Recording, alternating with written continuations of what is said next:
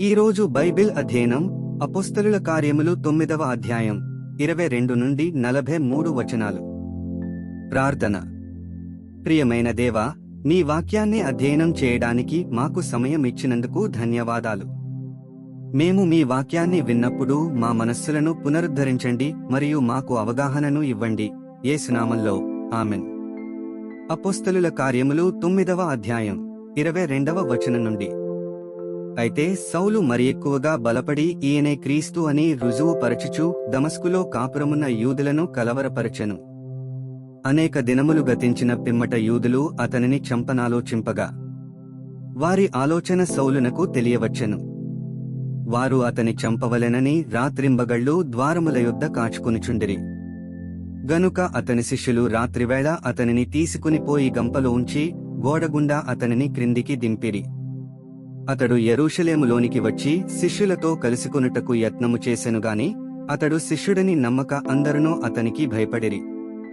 అయితే బర్నబా అతనిని దగ్గర తీసి అపోస్తలుల యొద్దకు తోడుకుని వచ్చి అతడు త్రోవలో ప్రభువును చూచెననియు ప్రభువు అతనితో మాటలాడననియు అతడు దమస్కులో యేసు నామమును బట్టి ధైర్యముగా బోధించెననియు వారికి వివరముగా తెలియపరచెను.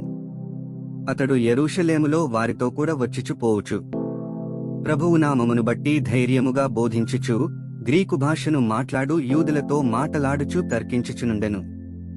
వారు అతనిని చంప ప్రయత్నము చేసిరిగాని సహోదరులు దీనిని తెలిసికొని అతనిని కైసరయకు తోడుకుని వచ్చి తార్సునకు పంపిరి.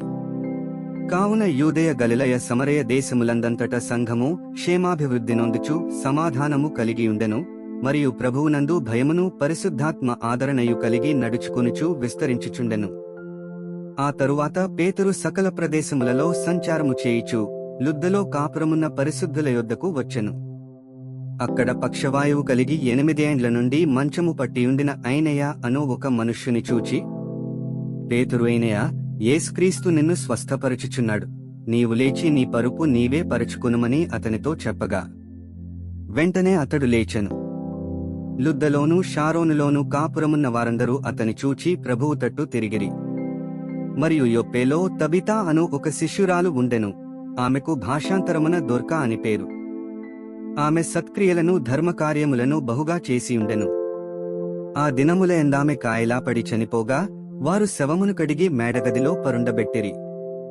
లుద్ద యొప్పేకు దగ్గరగా ఉండుటచేత పేతురు అక్కడున్నాడని శిష్యులు విని అతడు తడవు చేయక తమ యొద్దకు రావలెనని వేడుకొనుటకు 2 మనుష్యులను అతని యొద్దకు పంపిరి. పేతురు లేచి వారితో కూడా వెళ్లి అక్కడ చేరినప్పుడు వారు మేడగదిలోనికి అతనిని తీసుకుని వచ్చిరి. విధవరాండ్రందరూ వచ్చి ఏడ్చుచూ దొర్కా తమతో కూడా ఉన్నప్పుడు కుట్టిన అంగీలును వస్త్రములను చూపుచూ అతని ఎదుట నిలిచిరి. పేతురు అందరినీ వెలుపలికి పంపి మోకాళ్ళూని ప్రార్థన చేసి శవము వైపు తిరిగి తబితా, లెమ్మనగా ఆమె కన్నులు తెరచి పేతురును చూచి లేచి కూర్చుండెను. అతడామెకు చేయిచి లేవనెత్తి పరిశుద్ధులను విధవరాండ్రను పిలిచి ఆమెను సజీవురాలనుగా వారికి అప్పగించెను. ఇది యొప్పేయందంతట తెలిసినప్పుడు అనేకులు ప్రభువునందు విశ్వాసముంచిరి.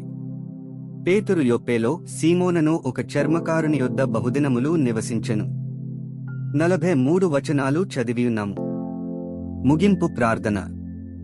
సర్వశక్తిమంతుడైన దేవా, నీవే మార్గము, సత్యము మరియు జీవము. చదివిన వాక్యాన్ని మీ కృప ద్వారా మా హృదయాలలో ఉంచుకుని మా జీవితంలో అన్వయించుకోవడానికి మాకు సహాయం చేయండి. ఆమెన్.